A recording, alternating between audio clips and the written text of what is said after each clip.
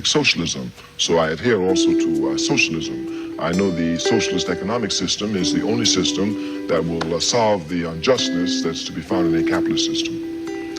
Do you think that black Americans can continue? Do you believe that black Americans can continue under the current governmental system that we have here in the United States today? Or do you think that some sort of upheaval will have to take place and changes be made? Well, outside of the government structure, systematically speaking, there must be an upheaval. The capitalist system is in grave crisis. And every time the capitalist system finds itself in crisis, its solution is war. It comes out of it by war. Today, that's going to be a little bit difficult. The peoples around the world, their consciousness has risen. Therefore, they're fighting back. And in America, those who will be called to go and fight, their consciousness has also risen because of Vietnam, notwithstanding.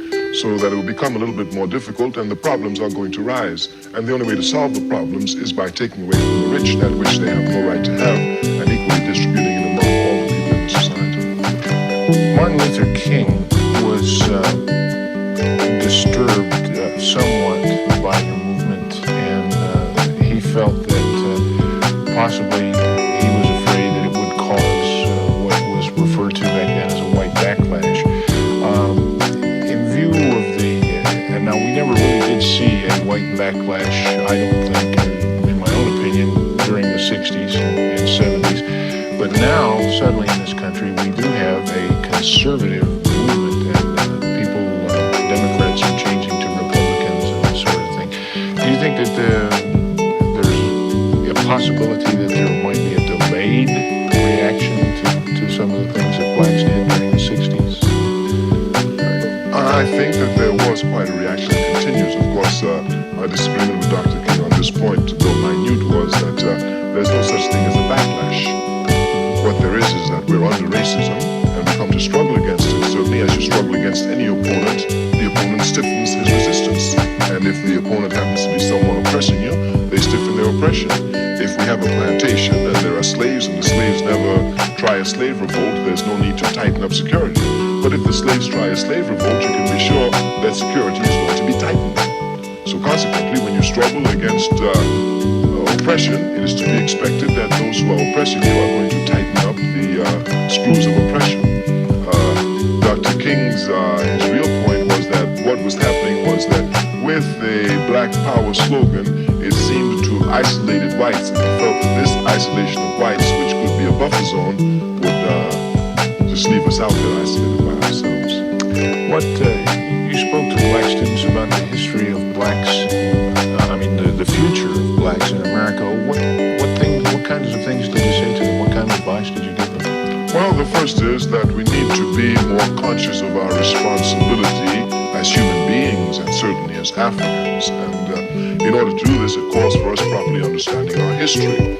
Our history in this country, our history in the world has not been written by us in the first instance. Even the best meaning those outside of our race cannot properly comprehend the historical forces which we're up against. Therefore, one is for us to properly understand our history. Once we understand our history, it will give us a guide and map out the path that we must take. Certainly, we have to be organized. We are unorganized people everywhere across the country, totally disorganized. Consequently, we must become organized, and we must have an organization which we run, which we direct, which we control, which we finance, and to which we give ideological direction, which is crucial. For us, of course, as Pan-Africanists, no African anywhere in the world will ever be free until all of Africa is free. Therefore, our primary occupation is the liberation of Africa and its unification under socialism. This, therefore, is the future direction of the struggle. If this is achieved, if Africa becomes united and comes under a total black rule situation, what then happens to the more than 13 million blacks in America? How do they relate to your Pan-African theory? The conditions will materially change. In the first place, now Africans the world over will have to be respected. If your home is not in order, certainly you cannot expect respect living in somebody else's house. So the relations will change, and the relationship with Africans themselves will change. We say one of the biggest problems that an oppressed people face is this problem of consciousness. And consciousness is a result of awareness and ability to understand things.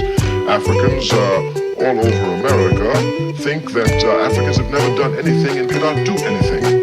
Consequently, once Africa is unified and socialist, being one of the richest continents on the face of the earth, should be one of the most powerful. Consequently, their relationship vis-a-vis Africa will change and vis-a-vis other citizens of the world, other nations and races of the world. Okay. What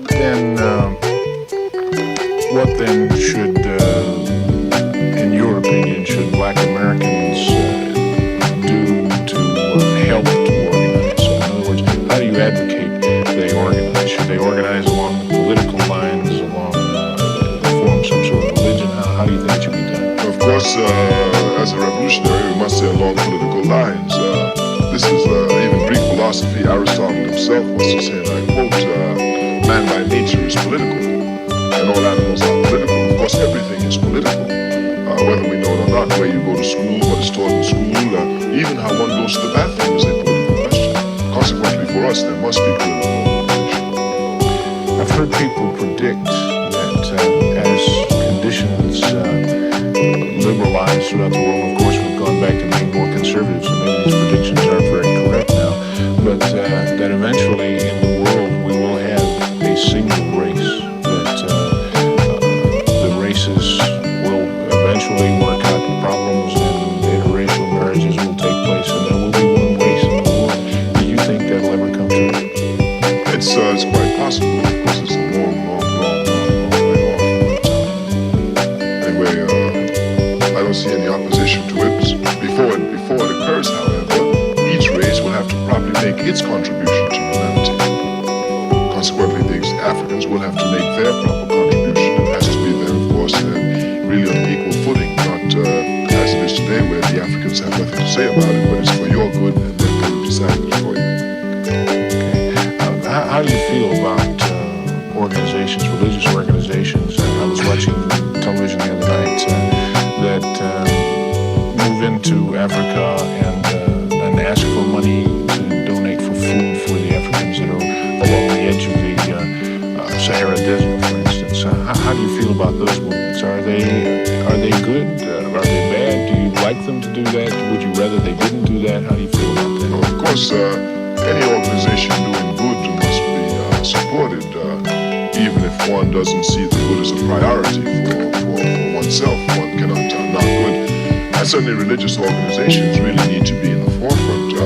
Religions came into being to fight injustice and to bind men and women to just behavior and to proper behavior. And therefore, religious organizations must always be in the forefront fighting against injustices. This is why I have so much appreciation for King as a Christian, because as a Christian he really understood Christianity and was on the front lines fighting against injustice. Unfortunately, most of the Christians in America do not understand the responsibility of Christianity, and some even use Christianity as a means of making a living and gathering more money. But Christian organizations, religious organizations must be in the forefront of doing good for the people. That's their responsibility. Kwame, thank you very much.